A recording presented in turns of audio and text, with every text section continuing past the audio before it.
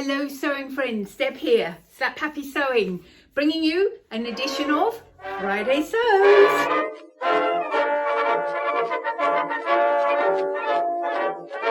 Okay, so what I've got to talk to you about this week is basically I've been made a few more versions and did a bit more work to this Kersoe top from this book, Ahead of the Curve.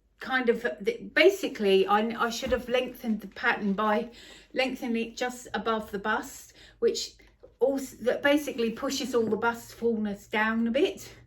That works well as an adjustment for me. I didn't do that. I just made, in fact I cut out two, which was stupid, so I made two. The first one I made was this pink one. Now I tried to see if I could make it wearable, but it wasn't wearable and I gave it to charity. But the second one, I'd already cut it out and I quite like the fabric. So what I did was I made the seams really small in the top of the strap here, and then everything sort of went down a little bit. And I also changed the darts so that instead of going across, it went down, so that at least it sort of pointed down to the right place.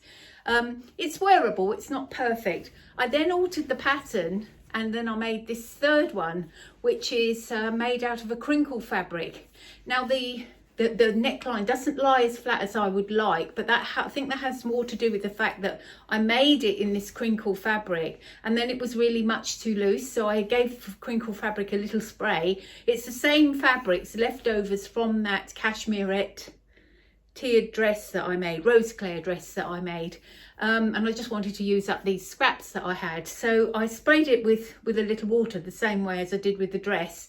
But it meant that it sort of went a little bit, but the neckline didn't do that. So, but you know what, it's fine because it's an undertop. I want to have I want to have a white one, I want to have a black one, I want to have a brown one. Basically I want some so that I can layer other things over them, because that's what I'm lacking, is layering garments. So more to come on that Curso top. Made progress, think I might have got the pattern right, but I haven't actually made what should be the best versions of it yet. Number two is, well, let me just cut through to that. Item 2 is my make of the week, which is, ta-da! You see, these are, I think, what would you call them? 7/8 pants, I would say. They are. Now, let me tell you about this make. These are the Cashmerette Ames jeans. As you can see, tummy is very much in evidence, but Cashmerette Ames jeans. They're made in a pink denim, which I had in my stash. Pretty much everything I sew is from stash. I noticed the note on the denim said I bought it for $4.50. The beautiful thing about the Ames jeans wasn't that I was really wanting to make jeans or even go that far. To me, that seemed like a little bit advanced for my skill level. But cat, go away, will you? I made size 20, just a complete size 20. It looked like the measurements, actually the size 20 was a bit small for me according to the measurements in the waist. But I first of all made a muslin, which I thought was similar fabric, with a bit of sort of heavy stretch material. I showed these to my daughter online because she lives in London, and she said, "Mum, you cannot go out in those. They are absolutely horrible." I said, "Oh, it's just a muslin." But I was pleased with myself because I did actually make the pockets, and it was my first attempt at putting in a zip, which wasn't perfect, but it wasn't too bad. So yeah, having decided that the fit muslin, I thought actually they were a bit big when I made that, but then I made them in stretch denim. Realised after about making most of them, the denim's not stretchy. It's just that denim has that sort of woven effect. And I thought, oh dear, are they going to be too small? So I put them on, and it suggests, you know, you make everything and then you put them on, you tack the side seams, put them on. And I was able to let out the side seams by about 1/4 of an inch each side to make a little more space. They are quite firm on the tummy part. Now in the waist, I put some, even though they're a proper waistband, I put some elastic because I do have this tendency for trousers to slip down on me if they haven't got the waist in elastic, because they've got to be anchored to something, otherwise they're just working their way down. But anyway, I thought when I cut them, I only think I had 2 meters of fabric, and I thought, well, what I'll do is I'll just cut them as long as I can, which was down to ankle length. And I thought, well, I think the fashion now is to have trousers in ankle length. And actually, I have had a few pairs of 3/4 pants, like the white ones I showed you, and they were 3/4 pants, and I took the hems down, put bias binding and then lace on them and made them into longer pants, because I much prefer this length on me rather than finishing below the knee. Anyway, all I can say is, no, I'm delighted with myself. Now for these, I didn't bother to make the pockets. I looked and I thought, I just don't know if I need pockets. And I thought, well, I often in shop walk trousers have sewn up the pockets, because if you've got a very round tummy, they're inclined to sort of not sit properly, and often I sew them up. So I thought, you know what, I won't make the pockets, but I will put the back of the pocket on there, the bit that goes from the side seam into the zip. So I did that. Next time I make them, I might even put power mesh behind. I won't bother to make front pockets. However, I did make back pockets because I thought, well, you know, I think you can see them and they are quite cute. Look here.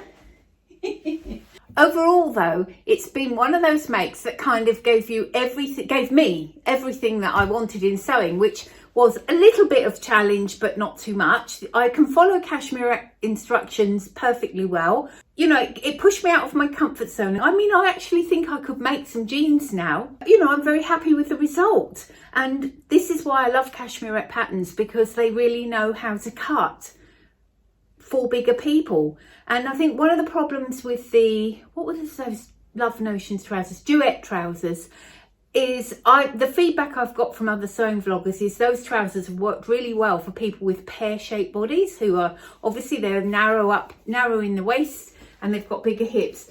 But you can see that actually, you know, that's not my issue. I have made these straight out of the packet. I just realised I told a lie about fit adjustments. So what the lie I told is that I made it straight size 20 out of the packet, except for obviously shortening a bit. That's not actually true. I lengthened this rise 2 inches all the way around, which I realise now I should tell you about because it's a significant fit adjustment. Now remember, I'm 5'8", and in terms of body length, I'm quite short from there to there, tummy button, but I'm longer there that way, especially as I have a pronounced tummy. Yeah, so lengthening it 2 inches has brought the whole thing right up to my waist. And then I've put some elastic in the waist to try and keep it up there, because my shape is such that, you know, things are inclined to slide down. So just clarified that. Now I have some more denim, made me have a look for more denim, and I have some more denim here. This one though, this is a stretch denim, and it's this definitely is stretch denim. So I'll make the same size, but I probably will be able to, I won't need to adjust the side seams a little bit. I've got 2.5 meters of this. This is you know, from my lady that was destashing, but the bottom bit of it, she says, there. Now, the bottom bit is an illustration of why you should not keep your fabrics out on shelves. So probably I'm going to have to, maybe I'll be able to do the back of the waistband or something on that. But I'm hoping, because I've got 2.5 meters, I think I might be able to get a full length pair out of this. Yeah, so very happy about that. And I do also have some more denim in my stash that I was thinking, you know, one day I'll be able to make some jeans. These jeans were on my make 9 for this year, so I'm really happy that I kind of pushed myself and got started by promising myself I didn't have to do all the details. So yeah, very, very happy with that. Right, number 3, while I decided one thing I wouldn't be buying any more of would be patterns, I did cave in and buy a few patterns, and that was because Cashmerette and Closet Core had a sort of cross pollinating sale, and I think it was it 20% off? I think it was 20% off, and I bought something that I've had on my mind for a long time as being a very Debbie garment. So that would be the Closet Core Sienna maker jacket. I think it's very much my style, and I think hopefully it doesn't look too complicated, so I look forward to having a go at that some point. And I also think I have fabric, because pretty much a lot of my fabric is plain and you know, comes from that lady who's destashing. So hopefully I can find some fabric for it without buying anything, and I look forward to giving it a go. Other patterns that I have bought, these are just charity shop patterns that I bought for $1. They've never been touched. There's that one, which is Simplicity Kalia Ali.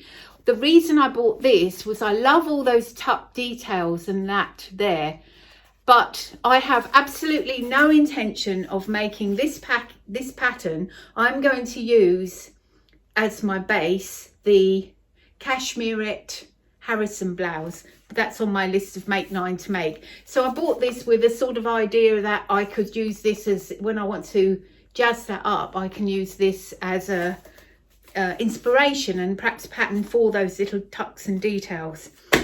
Also here is another one, Simplicity 2504, another $1 pattern, and I just loved its little collars and things, but I think I would take a bit of time just to make sure that this bodice here is correct, by matching it up maybe against the bodice that I've got, a woven bodice, and that fits me. So yeah, a few patterns there.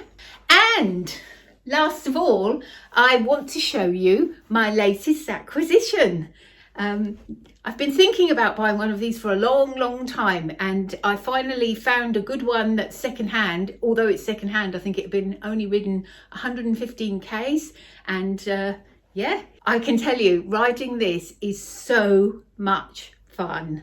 It really is. And all the air, in fact, I've come back after riding like 30 Ks and thought, I wonder just how much exercise there is in it, because while I'm sort of a bit hot and sweaty, I'm not sort of ridiculously hot and sweaty. So I feel like maybe I didn't exert myself as much as I thought I did, but I probably did. It's just that it's so much fun and you're wheeling along in the breeze, and yeah. So I am working my way up to cycling to work, and I've just got one small problem, and I'll show you now. It's the helmet problem. So I'm absolutely loving my bike, but one thing I am not loving so much is the requirement in New Zealand that you wear a helmet when you cycle on the roads.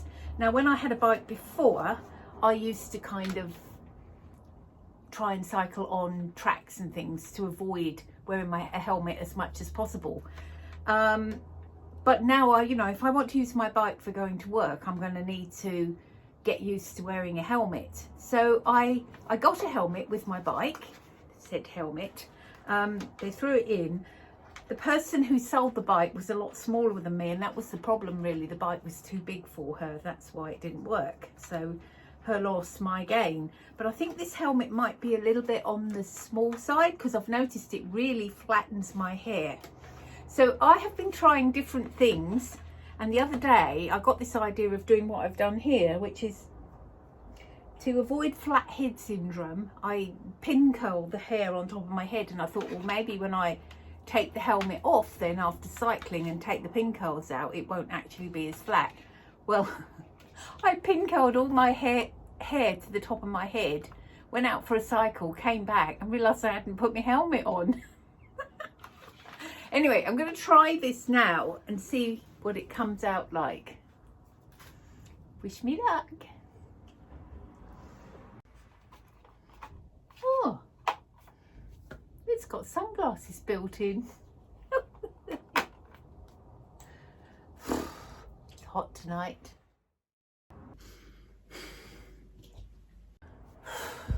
I'm back.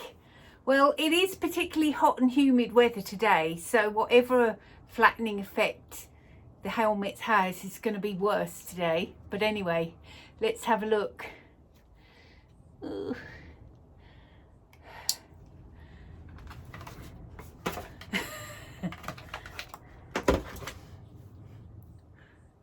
I don't know if the pins really made any much difference.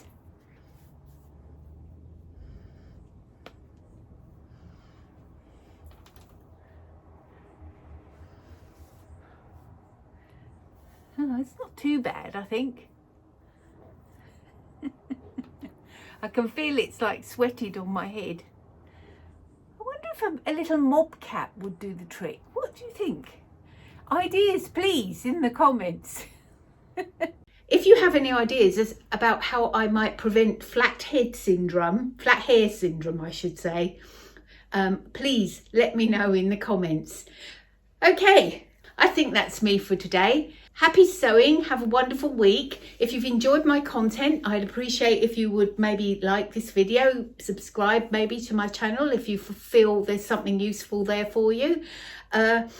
Funny thing, I just read an article about it was about body positivity, and this woman was saying, well, you know, I post on Instagram so that people see normal people and their bodies, and in many ways that's what I feel I do in my channel.